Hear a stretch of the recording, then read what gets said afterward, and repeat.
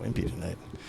All right, welcome back to another episode of Lookout Podcast. I'm joined by my older brother, Kaleb Barrett, who's fresh off a rodeo in our hometown of Whitehall, Montana, and who's also in his final season in pro rodeo after how many years?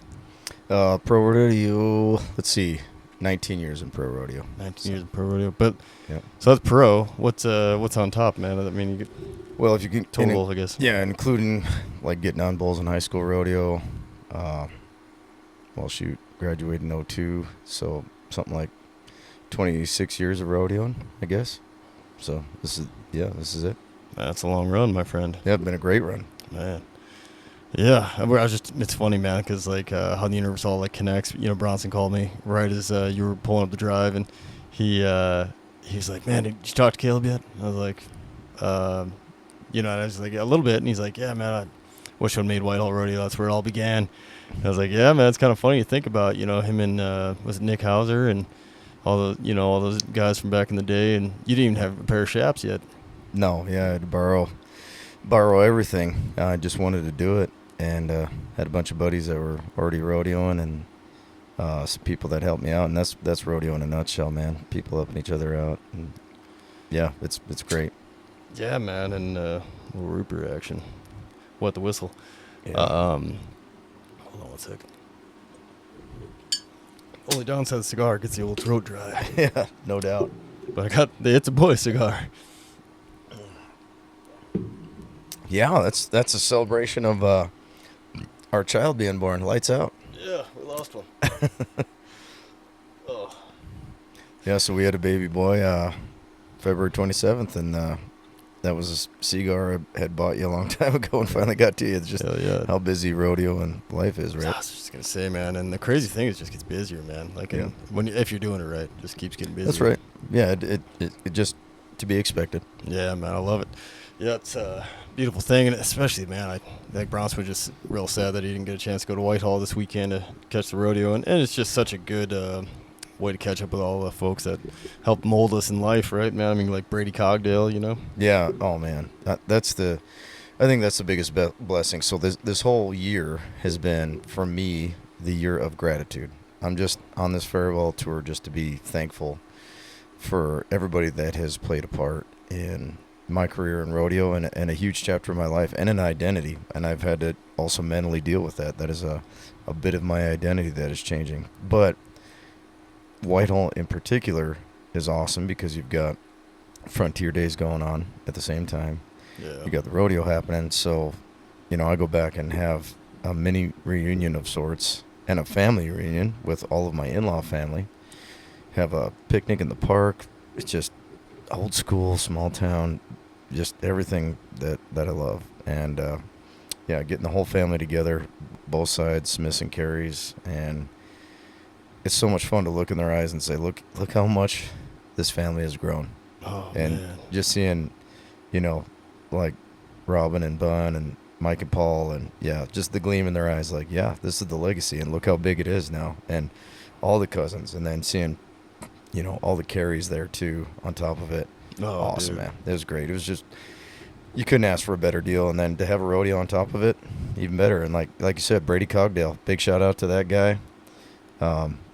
Hope he sees it at some point, but what a huge influence. He was there. He was emceeing the Calcutta for the Wild Cow Milking, man. It's great. Oh, dude. Love it. And I was getting to shout bids out for him, so came all full circle, and he was it was great. We had a great visit about, just rodeo life, careers, stories, why I'm hanging it up, all those things. It was great.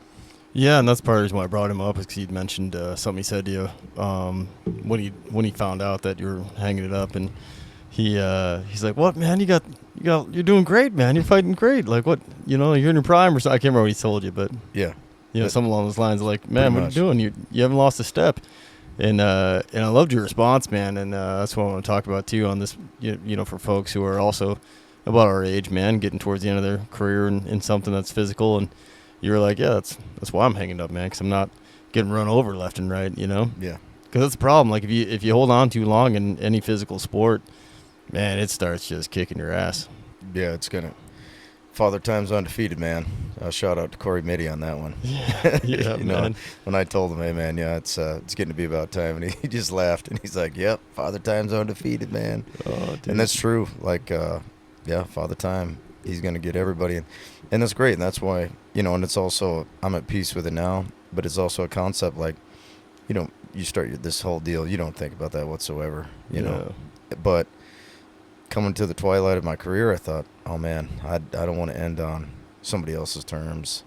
I don't want to be asked to leave. I want to leave on my terms. I want people to be mad that I'm leaving a little bit, in a way, not exactly mad, but, saying, why are you going, instead of, hey, you should have retired last year. That's the worst thing I could ever hear, man. Oh, man, so, what are you doing back here? You know? Yeah. And there's no doubt. There's been, like, full truth booth. There's been, I would say the thought process of, am I hanging it up too soon when I'm processing everything that's happening? And no, man, it's perfect timing. This is exactly where I should be. I want to be on top of my game. I want those guys. The key with a bullfighter's career that is different than a lot of aspects is you have individuals and families trusting you and putting their faith in you, and I don't want to ever lose that trust. That is unacceptable to me. Yeah, for folks who are unfamiliar with bullfighting, you are the cowboy protection from a bull rider who, comes off a bull wrong, whatever, happens, and, the line of defense is bullfighter. And if you're not, like you said, if you're off your game one night, man, that could be an injury that wrecks that dude's season. You know? Could change his life. Could end his life. Yeah. If you're a step slow, if you're, that's why substance, like I definitely like to have a beer after a rodeo. That is not a thing that I'm okay with, having before a performance. There's no way. Like, I have to be on the very top of my game. So any substance that would dull that edge is unacceptable to me. So, because then, what if the worst happened? Then you just have to look back and just have that regret and be like, oh, man, what if? And I don't want that ever. Yeah, dude. Things happen. It's bull riding. Accidents are going to happen. Things happen. When you tie your hand to the rope, when I was a bull rider, I understood that and I accepted it. Sometimes you're going to land in front of them, underneath them, whatever. But the game changer is when you can look out in the arena, see a guy that's fighting bulls there and say, all right, I got nothing else to worry about except what I'm doing. I don't have to think about anything after. And that changes everything. When you have that confidence in the guy, when you hit the ground, somebody's going to be there for you. All you got to think about is riding bulls. And it could be the difference between a real good bull ride or maybe being in your head. Yeah. And, I use Al Sandvold a lot, and I'll bring him up again here, that bullfighting, rodeo, life, he always looks at the new students and he's like, hey, man, bullfighting is 90% mental, and then the other 10% is mental. Like, yeah, it's 100% correct, man. 100% correct.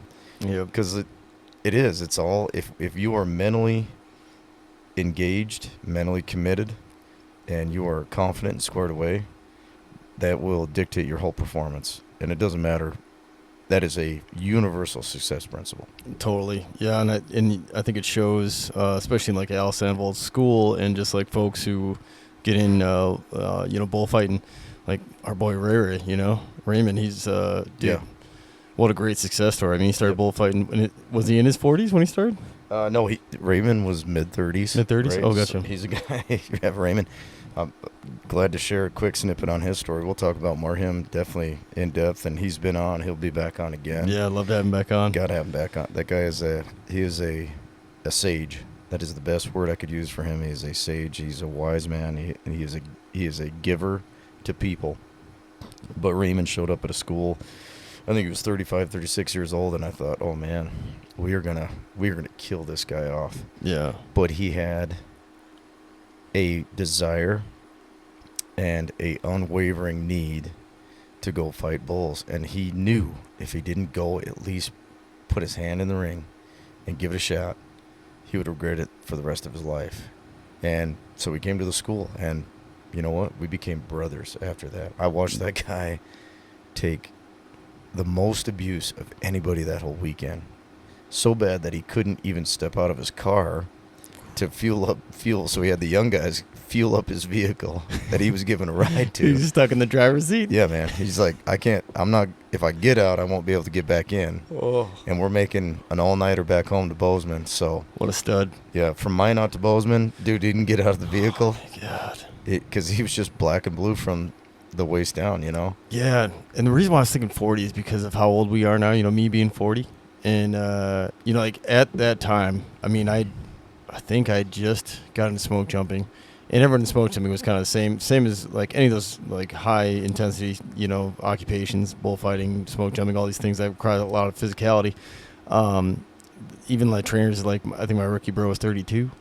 And they're like, it's getting a little old, It's, like, weird to think about. So, like, anything over 30 at that point was like, man, so that's probably why, like, my math was off a little bit with that. But like you said, huge shout out. Raymond's one of the best humans I know.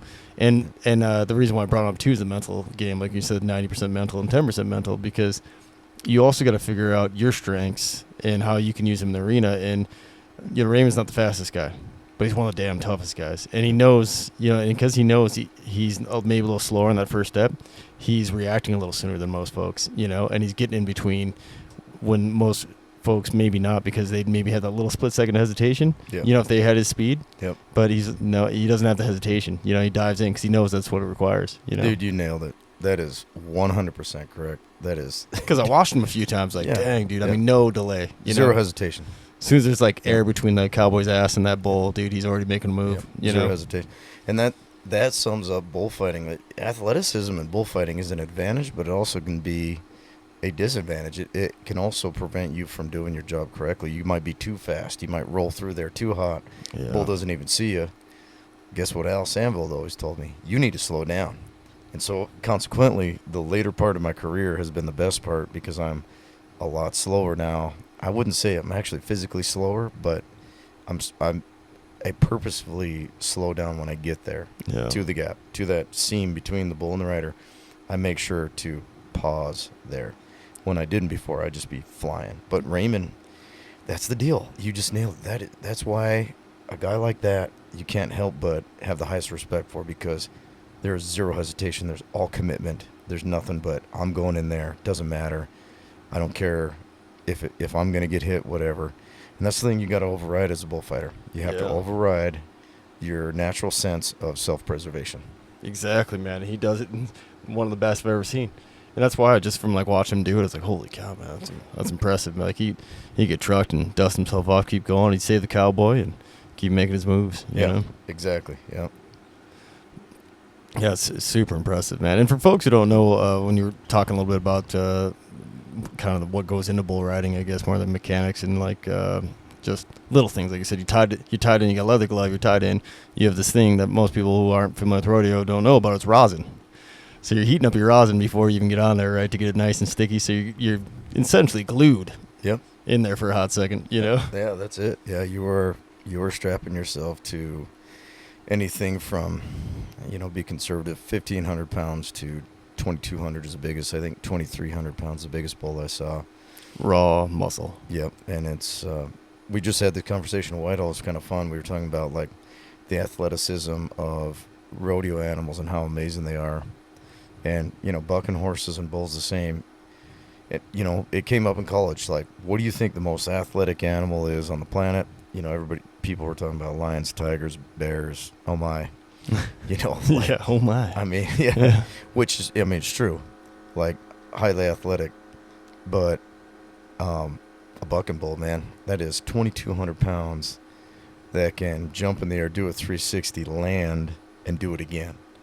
And I don't know. They're bending the laws of physics. I don't know how their bones and their muscles can do it. They can jump over top of my head, which, whatever, 5'7", it's not a lot, but they're incredible, man. They can turn on a dime. They can turn inside out of their own skin, jump and do it again. I've never seen another critter on the planet be able to do something like that. Yeah, totally, man. And even, like, a sense of, like, emotional awareness, kind of, on the professional bulls. Like, is it I think, was it Bodacious who was, like, pretty damn chill until someone got on his back? Yeah, a great example is, like, a bull called Red Rock. Everybody knows about him because Lane Frost had that big matchup, and he was kind of featured in the movie 8 Seconds. And so that was kind of a matchup that they'd used for like a marquee thing. It was a marketing draw, and it was a good one. And it was like the Challenge of Champions kind of thing. It was the Clash of Champions. Red Rock at the time was like the best bull. Lane Frost at the time was the best bull rider. So they put them together in a head-to-head matchup 3 different times. And there's pictures of Lane standing there in the pen with his arm on him, and they're both smiling at the camera, looking at it. And that's, to me, that is a perfect example of how bulls are. They're much smarter than what everybody, what a lot of lay people give them credit for. And it also shows that they love to do what they're doing.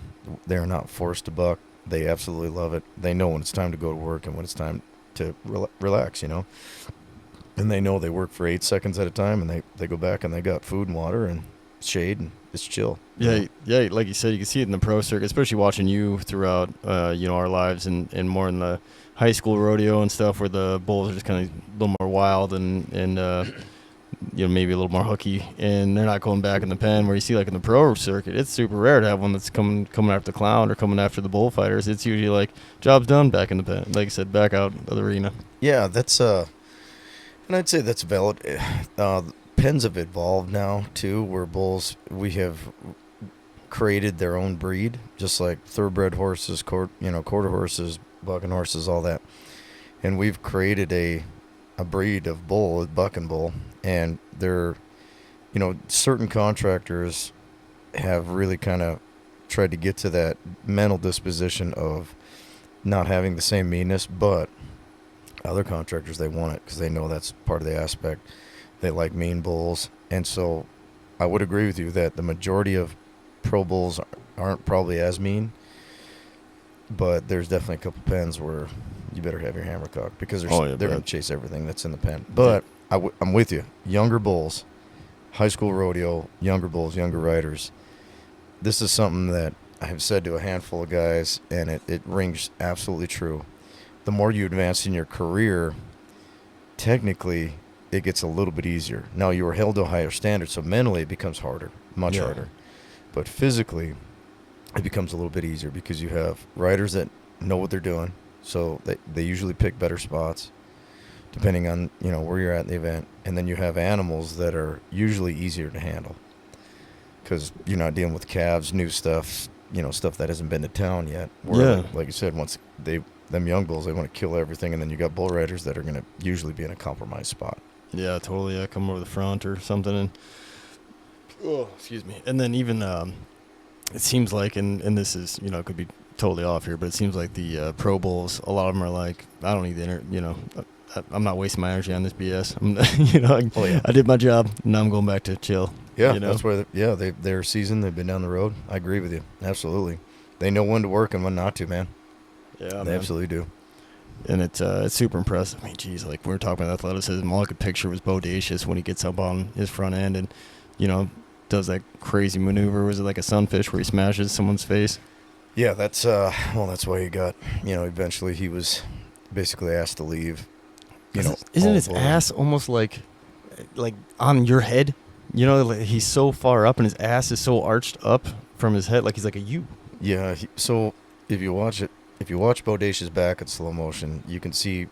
So we call that kicking over their head. So he's doing that, but also when his hindquarters are coming down, his head, he led with his head real hard. He was looking up real hard, and that's what got guys into a lot of trouble because you couldn't stay away from his front end. He was basically almost standing over top of his head, Totally. Well, and that's why I brought it up. Because we're talking about athleticism and just like you said, there's so many still frames of that. And watching back, Tough Hedeman get his face smashed on the back of that thing's head, Bodacious's head, his face against his head, Bodacious's head. It's crazy because it seems unavoidable. Like Tough Hedeman, great rider, and it's just like tough as nails. Everyone, name Tough. The story of that guy is incredible. You Yeah. But towards the end, he was. He's one of those bulls, and I think there's also a mental aspect too. Like he had a reputation.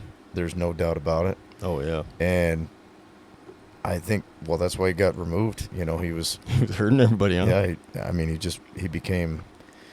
it got to the point where, like, there's going to be a documentary on Tough coming out, and Oh, awesome. a family member, I believe, asked him, and everybody will have to watch it. It'll be great. But someone very close to him asked him if he drew Bo again, that he would basically turn him out. And that's what he did. He put his rope on him, put his foot on his back. They turned him out so he didn't get disqualified from the event. And he tipped his hat to Bo. It was probably the hardest thing, Tough ever did his whole career. It had to be. Had to be, yeah. It had to be the very hardest thing he ever did in his whole career. Because it's a lot of pride on the line, man. And Dude. he wanted payback. He wanted revenge. And if you're a bull rider at that level, there's no room for hesitation or pulling back. But it shows Tough's integrity. And he was like, all right, this is more than just me at this point. The selfishness went away. And he said, no, we'll let Bo have this one. Yeah, 100%. So, yeah, part of the legend, and there's so many aspects of that story too. Like, Tough not getting knocked out, getting his face shattered, and being able to walk out of the arena, insane, dude. Yeah.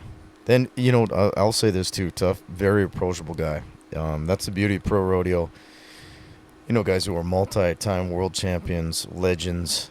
You go down to Vegas during the NFR, and you have a real good chance at walking up and shaking their hand. Right, and one of those guys, yeah. And, hanging out with them and having a real conversation with somebody who's a pure legend.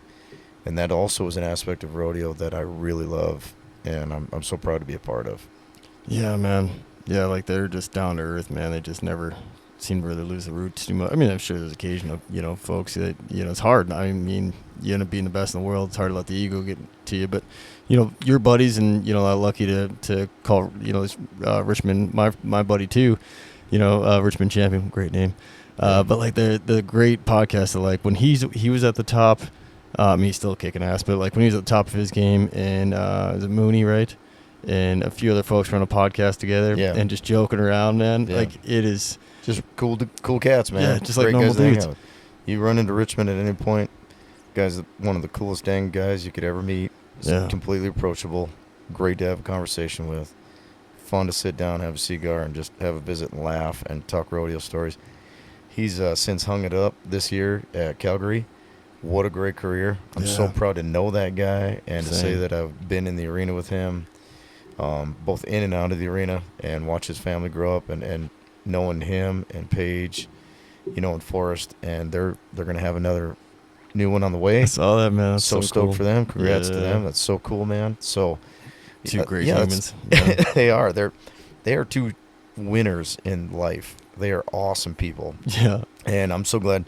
It's great that they're raising a family and that they're continuing that to the next generation. And that's awesome, man. It's so much fun to be around that, Yeah, next step, man. And kind of like, to loop back to your stuff too, right? It's like just the next chapter. It's, I feel bad, and I for folks who get hung up on the glory days, whatever those might be for their lives. And I get it, especially if you're at the top of your whatever you were, like best at whatever you were doing, basketball, rodeo, whatever it might be, right? I could see it being hard to move on, but life's a book full of chapters. It's not just one long chapter. It's not one story. It's many stories, right? That's what makes a good book. Yeah, you nailed it. That's Raymond. First thing he said to me. So I had a handful of people that I called up in my inner circle and let them know that, yep, I'm going to be hanging it up. This is the last year. And first thing, Raymond didn't. Nothing else came out of, oh man, that's whatever, it's great or too bad or whatever. He's like, awesome. That's just one chapter done. The next chapter is about to open. He said life is actually going to get better. And universally, across the board, every great individual, man and woman that I've talked to that have been successful in life and are currently successful, still living the dream, still getting after it, still developing. Yeah, man. They've all said the same thing. I ran into Daryl Diefenbach, one of the coolest cats I've ever been around. And he was a guy was a little bit hard to approach at the beginning because he was just a warrior, and he was on fire, and he was slightly abrasive, just because that's who he was. Bullfighter, Daryl. Bullfighter, Daryl Diefenbach worked the NFR I think 12 times. I wouldn't do him justice. Awesome, man. He's working with a legend a lot of the time, Joe Baumgartner, and then Dusty Tugnis came along, and Daryl worked through those eras. And Daryl was he was the stalwart there. He was the rock. He was always the foundation in the arena. Tough as nails, fully committed, always going to take the hook before somebody else. He was behind the chutes in Newport, Washington. Awesome rodeo. Love those guys. They treated me and my family so good this year. Well, every year we've been there, and they were so cool to me this last year. And anyway, Daryl's there, and I've seen him the last couple of years I've been there. He's been hanging out on the back of the chutes, and he's filming his wife. This is an NFR bullfighter. He's filming his wife in the barrel racing, and now he's a barrel racing husband. Yeah. He's going down the road, helping her get down the road, and doing the thing right. And that's the first thing he said to me. He's Australian. I can't do an Australian accent worth the crap, but he's like, your life's about to get better now. He said it's only going to get better from that time. He's like, I'm proud of you. I'm so proud of you for hanging him up on top of your game. And man, what words, He was so cool. And he's like, don't ever let one rodeo dictate your career, determine who you are in your career, because you've had a great career. Man, he didn't have to say, Daryl doesn't know me that well, knows me a little bit, but we've always had a mutual respect for one another and a decent relationship, more than decent. He's been awesome. I could visit with him, ask him anything. I could approach him and ask his advice, and I'd always respect and really warrant his advice, right? Yeah. And that's what he had to say. It was like, hey, man, it's about to get better.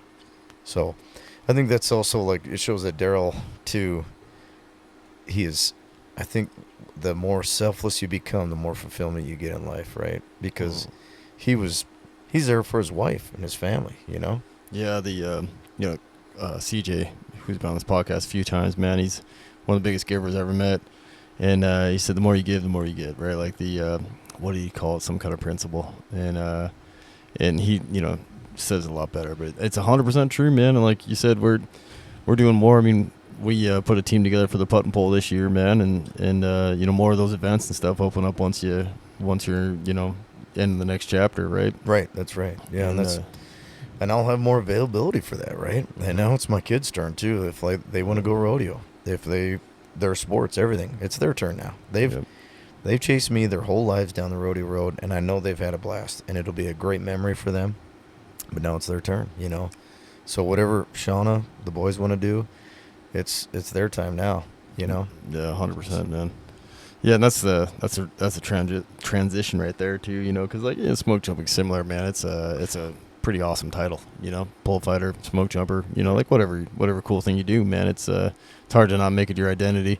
But like you said, I mean, the 13 Crosses, the world premiere of the 13 Crosses film about Man Gulch, the Man Gulch tragedy. I got lucky enough to be like a keynote speaker there, or guest speaker. I don't know exactly the title there, but. Man, I mean, that was such a cool opportunity. But the really cool part is I got to meet a lot of smoke jumpers who had hung it up, before I even started. And, like, everyone's so just, like, beaming, right? Like, they're kind of like this – there's this crowd of, like, glowing people who, like, put their time in, kick some ass on the fire lines, and now they're on to something else. Like my friend Jessie Thomas, who's, got sustainable wellness. Like, she's just crushing it, and she's giving. Like you said, like, her channel and all her stuff is about – improvement and how to help you be your best self, right? With diet and exercise and all these things, and get your mental game on, and it's awesome, man. And that inspires me. Yeah, as it should. Those are the true, to me, those are true winners. Like when you've had this hardcore identity, and you're able to step away, but then apply it to other people. Use what you've gained in this really intense lifestyle for a period of time. Use all that development and then pour it into others and then see what happens. Yeah, totally. And I think to kind of loop back to what I was saying, I kind of left it hang on the point I was trying to say. So my mind got to wander about like folks moving on to the next level. But like you said, like the identity thing, man, it's like once you move on to something else, man, it definitely, it's a part of you, and it's always going to be. One of my really good friends, Matt Mai, when it's almost like you could tell I was going to hang it up when we were in Region 8. My health was getting rough, and he's like, we were talking about something. He's like, like once you're a smoke jumper, man, you're always a smoke jumper. It doesn't change it, man. Like you always have this. Yeah. And I think once you kind of like have that confidence of like, I was that, and at one point, and now I'm this, and you always have that. And I think like I don't have to tell anybody that I had that experience, but it makes me just feel like I've, I don't know, like I've accomplished something, and now it's on to something else to accomplish, right? Like I feel like the one thing it gave me moving forward is that I can do something that's super hard and a challenge and do it for a while, and once, like you said, the wheels start falling off, then I'm on to something else, Well, yeah, I think that's one of the greatest things about elite level individuals, whether you're talking about like special forces, smoke jumpers, pro athletes, when you've had to endure and sacrifice and work and develop a discipline, you apply that to the rest of your life. So I think the thing that individuals, and this is me talking to my future self as well, that you have to keep in mind is that you've already applied yourself in order to achieve something that is really an elite thing. So if any hurdle, any problem, any obstacle comes up, and it maybe a big obstacle, we're talking about mountains, not molehills, you can achieve that. And the reminder of not making molehills into mountains, that's a very human, it's a human thing. It's one of those things we can all do that easily. Mm-hmm. If you have an obstacle, you can easily turn that into a big problem versus that's no big deal. Got a flat tire, no big deal. We'll change the tire. Yeah, totally. Whatever, small little things, or the big ones, and you can already say, well, I already been there, already done that. Yeah, man. All I got to do is keep applying. Like Goggins, right? It's a guy we all look up to. Everybody should look up to. That dude continually still pushing the envelope. Yeah. And Yeah. There's nothing like it. Just always stay hard. Always, why aren't you out running? I love when the people are yelling at him outside the vehicle, and he's like, "Get in the gym! What are you doing? You shouldn't be in your vehicle right now." Yeah, what are you taking pictures of me for? Yeah. Go for a run. I love that. Yeah.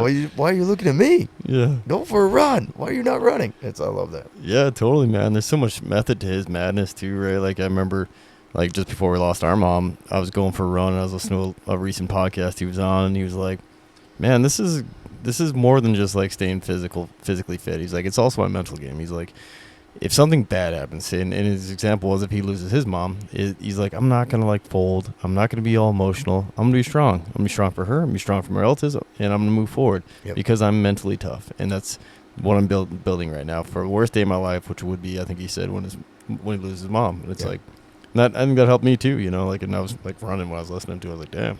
Yeah, no doubt. It's powerful. Oh, 100%. And it's all truth, right? I think it's the one thing that, like, my inner circle of guys, Dakota, JD, Kobe Ruff, Raymond, Al, Keith Dawson's another great example. All these really cool cats, right, that are in this inner bullfighter circle. Now, I've got several. I'm so lucky to have several inner circles, but that's the same thing that comes up is mental toughness. We're all the way back to Al. When Al is prefacing bullfighting to these young guys that are at the school, that are brand new, maybe not even been in front of bulls, he's quietly telling them that mental resiliency will carry you so much farther than any physical part will. And it will override. It will succeed. It will overcome. Oh, yeah, man. Yeah, absolutely. Like you said, when those challenges come and not making those molehills and mountains and, like in fire and every big thing where you're, tasked to, problem solve a challenge. When you're talking to young folks coming up to lead, and you're like, I already know what the problems are. You're like, in the words of Corey Mitty, yeah, I need solutions. Don't tell me what you can do.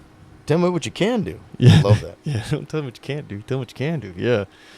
That's the thing is like, I already know what the problem is. I need solutions. Yeah, that's it. Yeah, that's another great Coreyism, that I carry with me too. And that's the whole key. I think that's what the key of, I think why people should push themselves, and it doesn't matter. Like bullfighting, smoke jumping, military, whatever. Perfect example.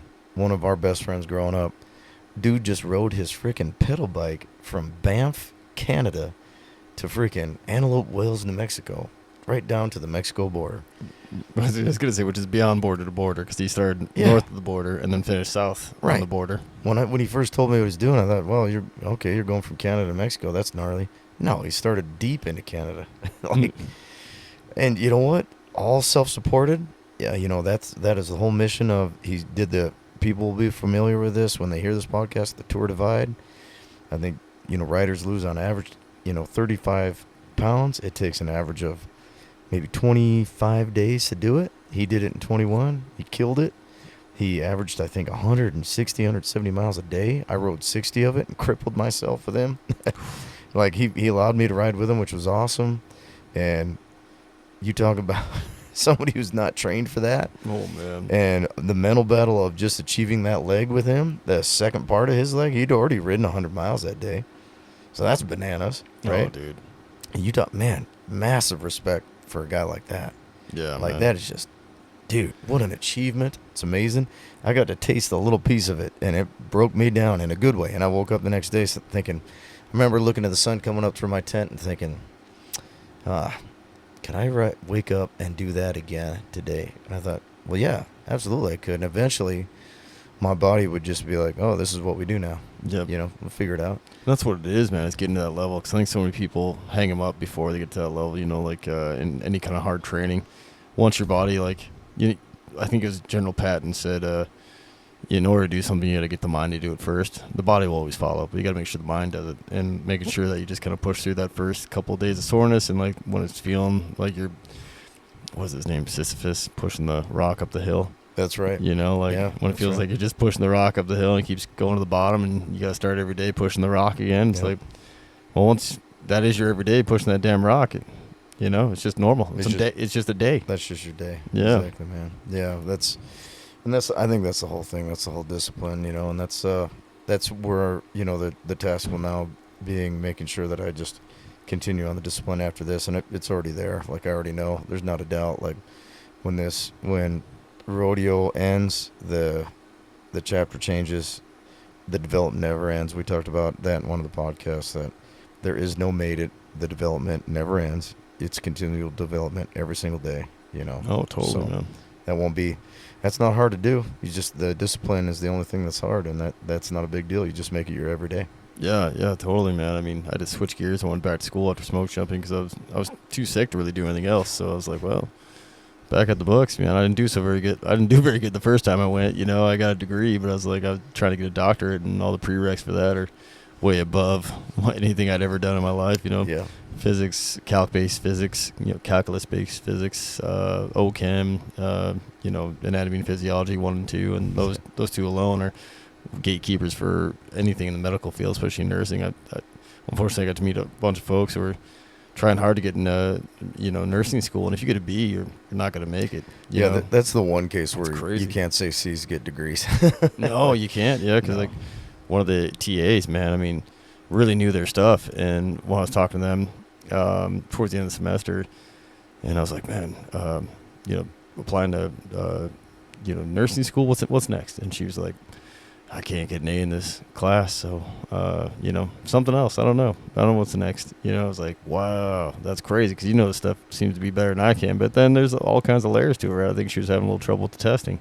I can't remember exactly what it was, but it was like something that was like, that's a tough one, because it's the test is designed to be a super hard challenge, because there's more than one right answer, but there's the right answer, the most right answer, and those are super challenge for most folks. That's the whole state board for nursing is, what is the more right answer? That's brutal. That's devious. Whoever designed that, I want to kick him right in the freaking giblets. Yeah. But it's, and that's another awesome mental hurdle, is that you have to realize that the state board exam for nursing, and in many cases, many professional careers, you have to pass that in order to be licensed and practice your craft, everything you went to school for. And when you take that exam, it's a living algorithm. It is changing based on the answers you are giving. Oh, dude. So that's like, when you consider that, you're like, all right, challenge accepted.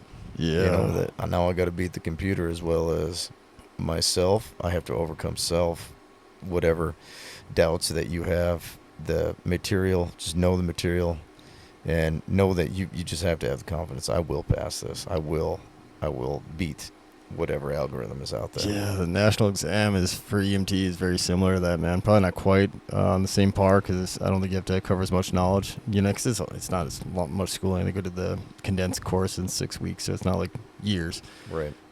Which is tough when you got to go in the basement and stuff that you may have learned in your first semester, for nursing.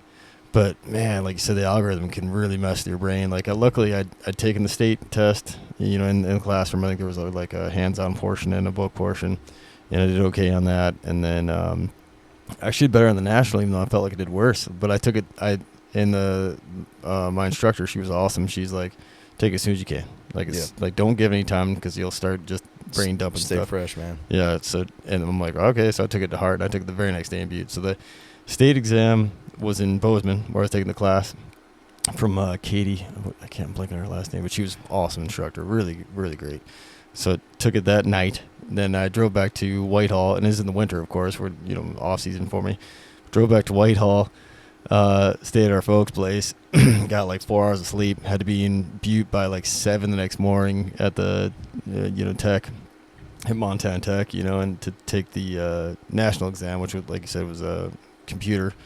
And it felt like it was throwing the same question at me over and over, and then shut down. I can't remember what the minimum time was, but it was like right about the minimum time where it's like you either bombed this thing or you did really well. Right. And I was like, oh. So I was already like looking up. I was like, man, where can I take this next? Like, I got to do some more studying. Right. And luckily, I crushed it, and I felt like I did a lot better on the national exam than I did on the state, which is crazy. But also, I think I wasn't second guessing myself because I was so tired. I was just shooting from the hip on what I just learned. And right, you mentally eliminated without even thinking about it. So it was subconscious or whatever, just because of circumstances. You had no opportunity to second guess what you were doing, right? Yep. And that's the other thing. Like, you just have to overcome the idea that this is a living. Well, it doesn't matter. That's a no factor thing. Mm-hmm. It's only a factor if you allow it to be.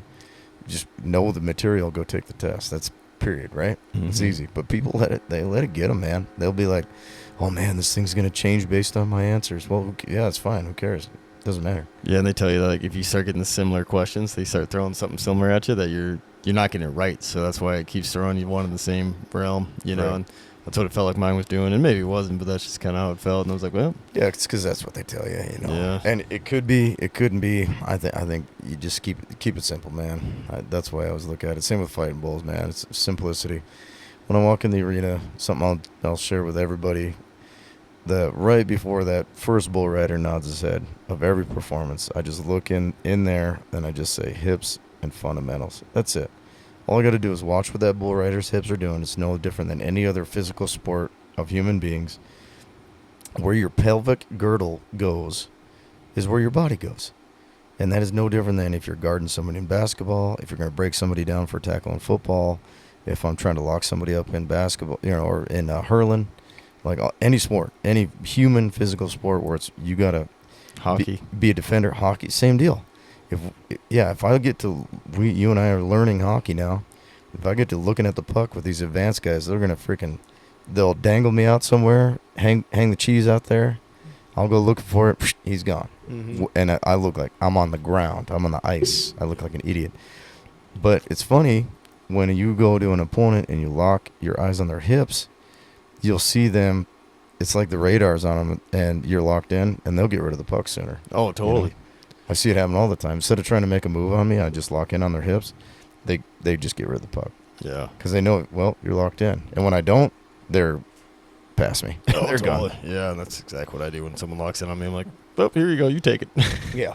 Yep. But, yeah, and back to, like, the aspect of activity and stuff and you not slowing down. It's, like anything, you've been speeding up the last few years, adding hockey and dad life and rodeo all mixed into one, man. And so I think it shows that you're doing all these different things and not just locked in on one aspect, like we were talking earlier, like not just rodeo, like family, husband, dad, father, and then like we were talking earlier, putt and pole, hockey, like you got all these other chapters. Even like you said, your different circles of friends, that are into different stuff. And yeah, it's kind of cool too because, like, Keith, you mentioned him earlier. He was a bullfighter.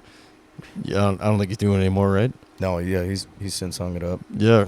Raymond hung him up. So you got a few buddies, and like I said, like we talked earlier, Richmond too, and our other buddy Buck Lunick. So yep. And those guys are all. everybody just mentioned, in my opinion, is all successful individuals in life, right? Oh yeah. Keith has applied himself to hunting and like really pushing his limits on several species of animal, doing it the right way. His physical fitness is far beyond when he was fighting bulls. Like he was great, but you look at that kid now and he's just a specimen, man. And he's doing it all to just be better in the woods, you know. Raymond, his mental ability now is light years above where he was at fighting bulls, which is hard to even imagine. So much so he's giving seminars to stadiums full of people. You know, Yeah, that's crazy. Again, he's incredible, and he's one of the lead guys in several marquee events in Montana right now. Like headliner, well, PBR of the year. He's one of the main functional cogs in the wheel at the Big Sky PBR. That's been 12-time. I'm sure soon to be 13-time PBR of the year, dude. And that's in the world. Big Sky is it, right? And Raymond is a huge key factor with those guys, along with the rest of the crew and the main producers, Andy and JC Watson, who just live right over the hill. Awesome people. So a lot of special people there. But each person that you mentioned has only developed better after that. And I think that's a dangerous concept for some people when they become single-minded, which will create success in that avenue. There's no doubt. I don't know where the quote is from, whether it's from the Bible or where, but it is said that the double-minded man shall perish. And I'm paraphrasing that. Like if you get what that means is if you get distracted, try to pour yourself into multiple things, even just two, you're probably not going to achieve the success that you're trying to get in the one. And there are some people that I've seen lock themselves solely into that career, and you kind of wonder, man, what do you have after that? Do you have anything after that? Yeah, what's outside of it? And I've seen some people suffer because of that. But that's also their choice, and they've achieved unbelievable success in what they're doing. So I have high respect for that. I really do. But that wasn't me. That wasn't the group of people I was around. And learning application of the mental process and approach across the board, and being able to do that when you're done with whatever career you're doing. And I'm sure you've seen it when you have a finite elite group of guys. There are some people that get so heavily steeped in it that sometimes they don't know what to do when it's done. Yeah, man. That's always the fear. It's like, instead of what's next, new challenge, new chapter, like right. New journey. You know? What's Micah Fink say? Next mission, Yeah, next mission. Yeah, what's the next mission? Yeah, 100%, man. And and having that, if you can have a little thought about it before, if you can plan your exit, not everyone's as fortunate as us. Mine was kind of abrupt, but I was already, I'm always, I think maybe it's the ADD, I don't know, but I'm always like, what's next? Yeah. And also maybe another nod to Bronson is that, like, he as soon as we get down to rookie training, he's like, what's next, man? Because we rookied the same year for smoke jumping, and I was like, what do you mean what's next, man? We made it. Like, this is it, dude. Like, what? Nothing next. Like, we're smoke jumpers, man. Like, there's nothing next. Yeah. Man, we're at the top. Yeah. And he's like, nah, man, what's the next challenge? And that was right before we were trying to sail to the Bahamas. Yeah. And I was like, man, and I told him, he put that in my brain like a virus. I was like, what is next? What is the next challenge, man? Where do I go from here? Yeah. Yeah, that's life right there. Once again, each time I'm able to come on here with you, I'll always mention universal success principles, and Shane Clark and I talked about that, and like a lot of the inner circle, like Bronson, all those inner guys in high school, we were fortunate enough to develop that mindset of universal success principles, things that you can apply to your life that are going to create success. Doesn't matter what you're doing, and that's one of them. Like, what's next? I love totally. Bronson. He's the man. He gave me the best phone call, best voicemail. Like, hey, remember, this is where it started. Take it in, enjoy it. He told me that during a bullfight one time. He's like, hey, man, look around, check this out, man. Take this in right now. And it changed my whole bullfight. I won the bullfight, and there was world champs there, man. It changed my career. It was awesome. Yeah, and because of that little statement. And then he calls me up. He knew, as being a great friend and a selfless person, he called me to remind me to look around, take it in, soak it in. You were here 20-some odd years ago getting on cows at the 4-H rodeo, the B-Wise rodeo, with people helping you out, and you were brand new, and now here you are standing here after, really what I would consider. I'm super grateful for just a lucky career. I just have had unbelievable blessings throughout my whole career, and there I am back in the hometown checking it out. And I'd been to Big Fork before that. I went to Livingston at the PBR, did the Big Sky Rodeo, and then there I go to Corn Palace. Yeah, Mitchell Corn Palace Stampede, right? Mitchell, South Dakota. You talk about, man, just developing families. That's the other thing is a guy needs to really consider. That's why I said this is the year of gratitude. If I were to put a stamp on each year that I fought bulls, the defining word would be gratitude. I'm just unbelievably thankful for all these people. And Mitchell's no different. Like they were above and beyond. They were different because they took my whole family in and they celebrated us, and in turn I wanted to celebrate them, and it was unbelievable, man. Just nothing but lifting one another up. Exactly, man. Yeah, I botched this quote in one of my podcasts with Malovnia, whereas rising tide rises all boats, right? Yeah. Yeah, I mean it's the same thing like with like people, like you said, like everyone rises up together. Like it's not the effort of one person, it's everyone, coming together and raising each other up. Rising tide raises all ships. Is that what it is? That's it. Yeah. Yeah. Yeah, and messing that up. That is the aspect. Like when we're there in Mitchell, and that's the whole concept was like, when you got a contractor there. Is another example. They've been rodeoing for a century, 100 years. Damn. Sutton family. Man. And there is no finer group of people that put on rodeos than that family. Yeah, that is shout a out group. Sutton family. Jeez, Man. That's unreal. Right? 100 years that they've been. And 1926. And the eldest member Right. that is actively going right now, Steve Sutton and his wife Kim, the first things they'll tell you is, we can't wait for the next 100. Yeah, man, they're locked in. Their wisdom is just, oh man, my respect and love for those people. I don't have words. It is amazing. And that was that whole group of people. Dennis Halstead was there with us, Dakota and JD, Dakota Sims, JD Harrell, their family, is with, everybody's there, right? And we're all, like you said, the rising tide. Everybody's lifting each other up. And it doesn't get any better. Like Denny says, it doesn't get any better. Yeah, man. And that's a quote. Old Denny, he was, one of the biggest influences in my life. Crazy Canadian guy, rodeo clown. Never forget it. Third rodeo I ever had. He was rolling the barrel into the arena, looked over his shoulder at me, and he goes, "Do you believe we get paid to do this, kid?" And rolled his barrel in, and I stopped in the middle of the gate just before we're getting ready to fight bulls, and I was like, "Holy cow, he's right!" Yeah, man. We actually get paid to do this, to go live a dream. Totally, man. And that stuck with me forever. Yeah, there's a good quote, and you probably heard it growing up too. It was like, "Be where your boots are at." Yeah.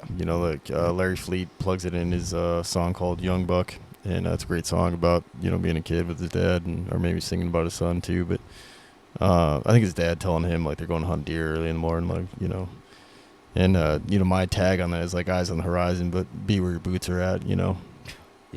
And that's super important, man. And I think you see it more now at our age, just like living in the moment. But also, like you said, helped you focus and win that bullfight, because you be in the moment. Yeah. Be present now. man. It doesn't matter what's about to happen. That's all I could picture was like, oh man, what bull am I going to draw? Blah, blah, blah. And all the stupid fear, doubt, whatever creeping in there, all the BS like that.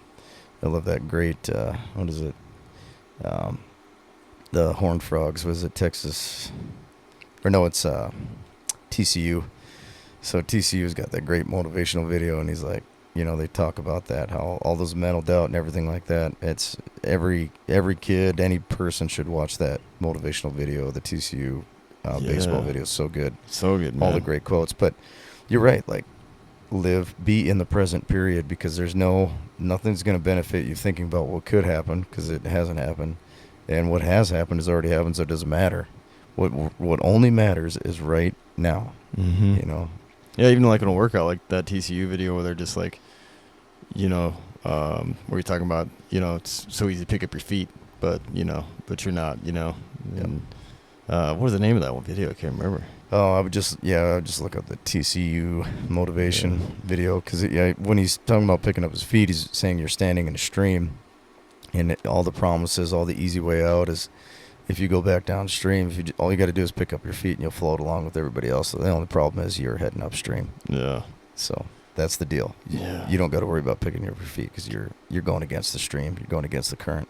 Yeah, it's so good, man. Yeah, it is. Yeah, and that and he talking about that, and I don't know if he quite directly says it in the video, but it's about like what decision you're making right now. Like if like you're in the middle of a workout and you're like, you had this many reps you're gonna put in, and you're like, I don't know, and you're like, well, I'll put in those and then one more. That one more is what the opponent's not putting in. That's it, man. That's right. Because everybody else is doing the same thing, but one more, man. That's it. Yeah, totally. And that's what that video does a great job of summing up. And then one more song to throw at you too that I was thinking about a lot with my career, more with me, but I was put in Deer Smoke Jumper instead of Deer Rodeo. Yeah. But yeah. Cody Johnson, I think he sums that up great, doesn't he? Yeah, it's so good, man. If you're a guy rodeoing, or if you apply that to any career that you've put your heart, soul, your blood, you've compromised your physical integrity, not your moral integrity. There's no doubt about that. But your physical body and your mental capacity, you've pushed it to the limits. You've poured your soul into something. That song applies to any aspect, and rodeo in particular. If you hear that song and it doesn't grab you by the middle part of your heart, you're probably not in it for the right reason, or you haven't dedicated yourself. Yeah. Yeah, that's a good one. That'll be a hard one to listen to on the last day. That's for sure. Yeah, I bet, man. And the part I really like about the song is how he's talking about, like rodeo's going to keep turning, It'll be there without you. Mm-hmm. That's, I think, also part of the selflessness. It's something to consider, is that the world doesn't stop turning just because you're gone. It helps give you some real good perspective. Like rodeo, when I hang them up, and I've never really had this concept, but it is absolutely true as we're talking about it right now. Rodeo will not stop because somebody is gone, me included. That it's not going to everybody's not going to pause. I mean, people die in the arena and we're still rodeoing, so. It still goes. Yep. Yeah, like he's like, I wish you'd miss me, but I know you don't, or something like that. Yeah. Miss me too, or something like that. Yeah, exactly. But I know you don't. Yep. Yeah. It's cool. It's almost like a breakup letter, like a breakup love letter, kind of, the way he's Dear Rodeo. Well, love is life, That's what he's talking about. Yeah. So. Yeah, I think you can tell he lived it talking about Charlie Russell and all that stuff, man. Like he was connected. Yeah, and that's I think also there's a healthy balance there too. When if that that can be the love of your life, but I think also prioritizing, don't let it consume you. Totally. Yeah, and he talks about it in another shout out to Cody Johnson's song where he's at that cafe where he said it looks like a Charlie Russell scene. And he's talking about roping and stuff, and he's like, I'd love to stay, but I gotta go, Yeah. because he's got stuff to do. That's right, man. There it is. Yeah. That's exactly right. And there's hats off to that guy in a lot of ways, because there's a lot of wisdom that's coming out in that music, man. Yeah. A lot of applicable wisdom. 100%. When you get down to this end of the cigar, it makes me think of The Good, the Bad, the Ugly. Oh, yeah. When Tuco's trying to chase down Clint Eastwood, and he keeps grabbing a cigar out of the fire pit. The closer he gets, the closer he's get to a hot cigar still. Yeah. Finally gets to the one where it's still smokable. Yeah, he brings it back to life. Yeah. That's what I think about when I get this little number. He's tracking him down. That is a great bit of writing. Great scene in a movie. Yeah, man. Yeah, what a great film. Well, I had one more thing for you, but man, I got kind of sidetracked on the Cody Johnson stuff. But there's always another one. Always, man. Well, yeah, thanks for coming out, man. Good luck on the rest of the rodeo road. What do you got left? Oh yeah, it's a good point. So I'll go to Bozeman Stampede, another badass group of people, awesome rodeo. Man, that thing, they've sold it out weeks in advance before their event even. They're doing so good. And they just got the winning attitude, man. They're the guys, just like a lot of really the rodeos I get to go to right now in my career. I would say hands down, everybody that is producing those events have the winning attitude. Yeah, man. And I go to Bozeman, I go to Baker, Montana. I go to Eureka, Montana for what's called the Bull Thing. It's a really, really cool PBR event. It's a bull riding event. I'll see at least 40 bulls there, maybe 50, packed stands, electric, awesome. And then from there will be plains for 3 days of rodeo there. Awesome, old school, forever event. Powder River's had it for their entirety. It's got to be over 35 years now since they've been going, and that's been their event from the beginning. They started it. They're still there. It's always a blast. It's always a great party, a great celebration with friends. And then I overnight from Plains to White Sulphur for Labor Day. Another group of people that I would consider family, that whole crew that put it on. And then I have just a fun rodeo in Big Fork that kind of wraps up the season. It gives people a chance to get one more out, and it's a cool down, so to speak. It's just kind of, everybody's just kind of easing down. Everybody's attitude is real chill. It's more about fun than really pushing. So that's a lot of fun there. And then I'll go to Minot for a PBR event, and then God willing, circuit finals. It's in the hands of the bull riders. They're voting on it. I have to just go out and prove myself, and hopefully get a chance to go there one more time and go out that way. That'd be great. Either way, it's whatever's my last one's going to be awesome. So if I get to go there, it will be a dream. It would be a storybook.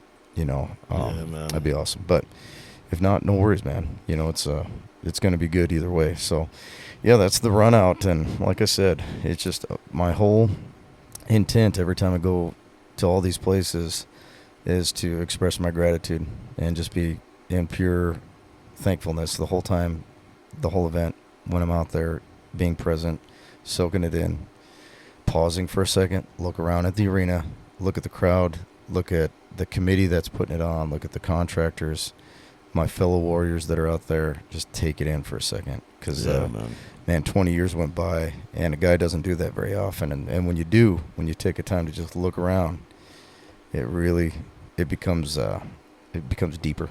Yeah, totally, man. And I remember what I was going to say earlier, so I got that for a quick sec. But man, yeah, finishing out the circuit finals, Great Falls would be a great way to finish out, like cherry on top, man. Yep. Either way, like you said, it's been great. Right. And just more to the story, right? More adding your book. And two things on that. This one just came to me as you were talking, but I heard a quote a long time ago. It was like when I think I was training to be a smoke jumper, and I was watching this cool film about this guy who was just working 9 to 5, busting his hump, and started building boats on a hobby, and then built a boat. It went off to sea, got wrecked, and once it's in international waters, it's up for grabs. So he went and rescued it, brought it back, refurbed it up, and then now he's got a company out in the Bahamas, out in the Caribbean somewhere, where he does sunset cruises. And someone said, congratulations on making your life worth living. So I was like, man, that's a great line. And then also, like, if someone's going to write, if someone wrote a book about your life, is it worth reading? Are people going to want to read it? Or is it going to be just like one story and then people put it down, right? Yeah. And then to tag more onto that is like, even more selfish reasons I think about, like, getting after it in life is, it said that your life flashes before your eyes when you die. Like, is it just going to be one picture, like, yeah. Like you just No do doubt. one thing, or is it like going to be this cool, slideshow of all the things that, all the things and all the people you got to be with, right? Because the people are really what makes it. The souls, man. Yep. All those beautiful people. All the smiling faces, especially it's all smiling and not like the anger and everything, all these warm embraces, it's like you said, when we go back to Whitehall, man, and get to see all these folks, dude. And nothing but smiles there too, man. Nothing but smiles. Yeah, from so many people. So lucky to be part of that community, man. Yeah, dude, so thankful for them. So thankful that they had a pro rodeo, and yeah, it, like you said, so it makes you just so lucky to be a part of that. You go back and see people you haven't seen in years, decades, and they're just smiling, hugs, happy, great. It's just so that just adds to the depth of what you just said. That is super deep and super true. Like, absolutely, is your story worth reading? Yeah, man. Well, on that note, I think we'll wrap her up for the next one. Good luck with the rest of the, Rodeo Road, the rest of the tour this year. And, man, I'll be at a few of those, so I'm really looking forward to it. It's going to be a righteous season. It'll be excellent. Yeah, for folks listening in, if you can make some of those rodeos, around Montana here and Minot and stuff. So, a couple good ones to catch. See Kaleb one last time before he hangs them up. Yeah, come see me, man. It'd be great. Yeah, come say hey. Well, appreciate you guys tuning in, and catch you on the next one. Thanks, man. Thanks.